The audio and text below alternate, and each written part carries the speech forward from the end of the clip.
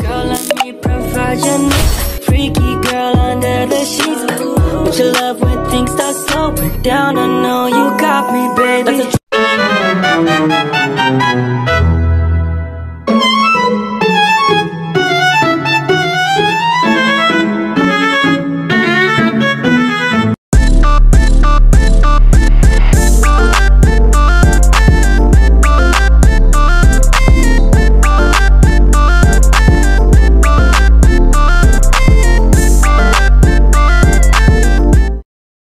Dalam kehidupan sehari-hari, banyak kejadian bersifat acak dan tidak pasti, sehingga untuk memahaminya diperlukan pendekatan ilmiah seperti distribusi probabilitas, yang merupakan konsep dasar dalam statistika untuk mengukur dan menggambarkan peluang terjadinya suatu nilai dari variabel acak. Distribusi ini sangat berguna dalam pengambilan keputusan berbasis data, karena menunjukkan seberapa besar kemungkinan suatu kejadian dan bagaimana nilai-nilai tersebut tersebar. Dua jenis distribusi yang umum digunakan adalah distribusi binomial untuk kejadian diskrit dengan dua hasil, misalnya berhasil atau gagal, dan distribusi normal untuk variabel kontinu yang tersebar simetris. Kedua distribusi ini penting tidak hanya dalam teori statistik, tetapi juga dalam berbagai bidang praktis, seperti ekonomi, pendidikan, kesehatan, dan teknologi.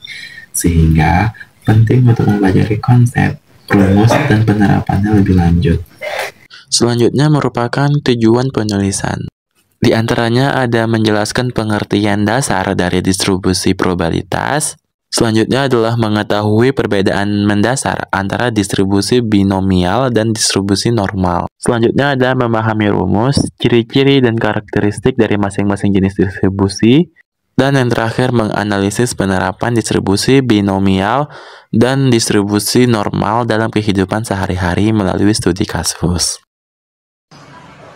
Baik, saya akan melanjutkan materi tentang pengertian distribusi probabilitas.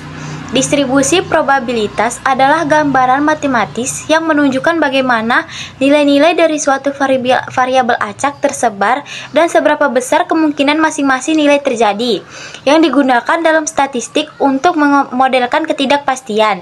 Distribusi ini dapat diterapkan pada data diskrit maupun kontinu, tergantung pada karakteristik variabel yang diamati dengan tujuan untuk menggambarkan kemungkinan dari suatu hasil yang belum pasti. Distribusi probabilitas terbagi menjadi dua, yaitu distribusi binomial dan distribusi normal. Distribusi binomial adalah distribusi probabilitas untuk variabel acak diskrit yang menghitung jumlah keberhasilan dalam sejumlah percobaan tetap. Setiap percobaan hanya memiliki dua kemungkinan hasil, berhasil atau gagal. Misalnya, melempar koin 5 kali dan menghitung berapa kali muncul sisi kepala. Yang kedua, ada distribusi normal. Distribusi normal adalah distribusi probabilitas kontinu yang paling umum digunakan dalam ilmu statistik. Distribusi ini memiliki bentuk simetris menyerupai lonceng atau bell curve, di mana sebagian besar nilai terpusat di sekitar rata-rata. Selanjutnya, saya akan memberitahukan ciri-ciri distribusi binomial. Yang pertama, terdapat n percobaan yang identik. Yang kedua, setiap percobaan hanya memiliki dua hasil, yaitu sukses atau gagal. Yang ketiga, peluang sukses atau P bersifat tetap di setiap percobaan. Yang keempat, percobaan satu dengan yang lain bersifat independen. Dan yang kelima, distribusi ini sangat cocok digunakan dalam kasus yang melibatkan pilihan biner, seperti lulus atau gagal, ya atau tidak, hidup atau mati, dan sebagainya. Selanjutnya, karakteristik distribusi normal. Yang pertama, berbentuk simetris terhadap mean. Yang kedua, mean, median, dan modus memiliki nilai yang sama. Yang ketiga, sebagian besar data sekitar 68% berada dalam satu standar deviasi dari mean. Yang keempat, nilai ekstrim di kedua ujung distribusi semakin jarang terjadi. Yang kelima, distribusi normal sering digunakan karena banyak fenomena alami mengikuti pola ini, seperti tinggi badan, tekanan darah, atau hasil ujian. Di sini saya akan menjelaskan analisis distribusi binomial. Distribusi binomial digunakan dalam situasi di mana terdapat dua kemungkinan hasil, sukses atau gagal, dan jumlah percobaannya sudah diketahui sebelumnya. Lalu, adapun contoh studi kasus penerapan distribusi binomial dalam kehidupan sehari-hari. Contohnya itu, sebuah perusahaan jasa pengiriman mencatat bahwa rata-rata 90% paket yang dikirim tiba tepat waktu. Jika dalam suatu hari terdapat 6 paket yang dikirim, berapakah peluang bahwa tepat 5 paket tiba tepat waktu? Di sini kita menggunakan rumus distribusi binomial, yaitu P besar buka kurung X besar sama dengan K kecil sama dengan kombinasi K dari N dikali P kecil pangkat K kecil dikali 1 dikurang P kecil pangkat N kecil dikurang K kecil. Keterangannya itu P buka kurung X besar sama dengan K kecil itu adalah peluang mendapatkan tepatkah keberhasilan. N kecil itu adalah jumlah percobaan, K kecil itu adalah jumlah keberhasilan yang diinginkan, P kecil itu peluang sukses dalam suatu percobaan. Jadi, dari soal yang saya bacakan tadi, itu diketahui jumlah percobaan N kecilnya itu sama dengan 6, jumlah keberhasilan yang diinginkan atau K kecilnya itu sama dengan 5, peluang suksesnya P kecil itu ada 0,9, peluang gagalnya atau Q kecilnya sama dengan 1 dikurang P kecil sama dengan 0,1. Jadi kita langsung masukkan aja ke dalam angkanya tadi ke dalam rumusnya menjadi P besar buka kurung X besar sama dengan 5 sama dengan kombinasi 5 dari 6 dikali 0,9 pangkat 5 dikali 0,1 pangkat 1. Jadi sama dengan 6 dikali 0,59049 dikali 0,1 sama dengan 0,354294. Jadi hasilnya itu peluang bahwa tepat 5 dari 6 paket tiba tepat waktu adalah sekitar 0,354 atau 35,4%.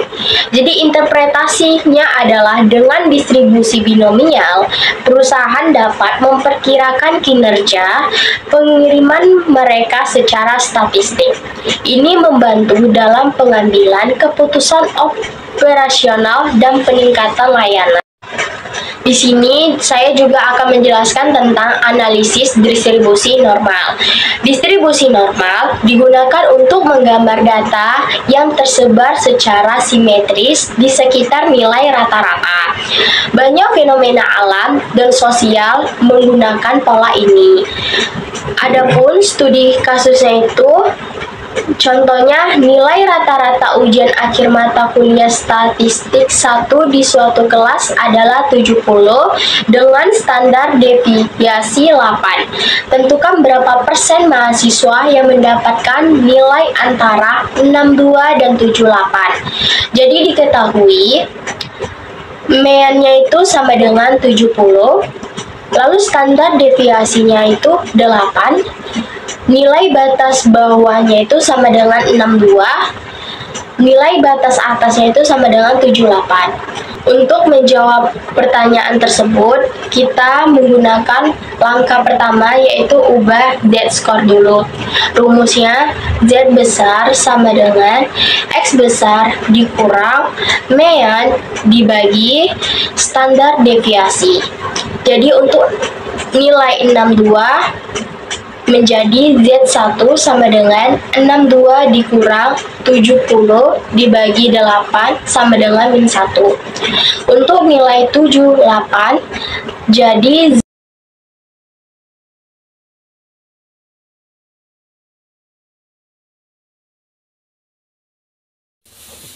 Baik, di sini saya akan melanjutkan jawaban langkah kedua yang menggunakan tabel distribusi normal standar.